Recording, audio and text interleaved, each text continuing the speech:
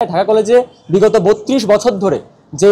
নির্বাচন বন্ধ, ছাত্র সংসদ নির্বাচন বন্ধ রাখা হয়েছে, আপনারা জানেন যে এর মধ্য দিয়ে কিন্তু বাস্তবিক শিক্ষক পরিষদ নির্বাচন কিন্তু এখানে রেগুলার হয়, এমনকি কর্মচারী পরিষদ নির্বাচনও কিন্তু হয়, কিন্তু সবচেয়ে গুরুত্বপূর্ণ যে প্রতিনিধি ক্যাম্পাসে অংশীজন ছাত্রদের কোনো প্রতিনিধিত্ব এখানে হয় না। ফলে আমরা মনে করি এই প্রেস ব্রিফিং থেকে আমরা পরিষ্কার করে এই কথাটা বলতে চাই যে গত ৩০ বছর ধরে ঢাকা কলেজ প্রশাসন এবং ঢাকা কলেজের শিক্ষা কার্যক্রম তা সম্পূর্ণ অগণতান্ত্রিক প্রক্রিয়ায় চলছে। আমরা এই অগণতান্ত্রিক ব্যবস্থার বিরুদ্ধে প্রতিবাদ জানাই। ৫ আগস্ট পরবর্তী সময়ে এই আন্দোলনের কোনো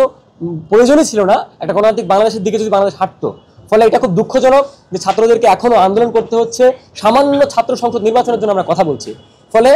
এই সংবাদ সম্মেলন থেকে ঢাকা কলেজ ছাত্রদেরকে আমরা এই আহ্বানটা জানাই যে আপনারা যারাই মনে করেন, বিবেকবান মানুষ যারা গণতান্ত্রিক মানুষ মনে করেন যে ক্যাম্পাসের যে দখলদারিত্বের পরিবেশ দীর্ঘদিন ধরে ছিল, ক্যাম্পাসের যে হল দখল, টেন্ডারবাজি, সিট দখল করা, ক্যাম্পাসের ডাইনিংয়ে যে দুঃশাসন, ডাইনিংয়ে খাবারের যে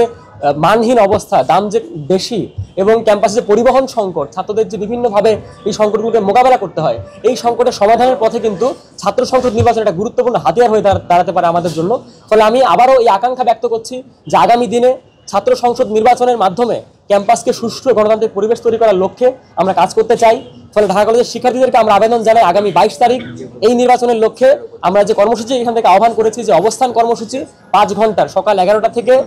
বিকেল ৪টা পর্যন্ত আমাদের এই অবস্থান কর্মসূচি সর্বাত্মকভাবে সফল করার জন্য আমি আহ্বান জানাচ্ছি আপনাদেরকে।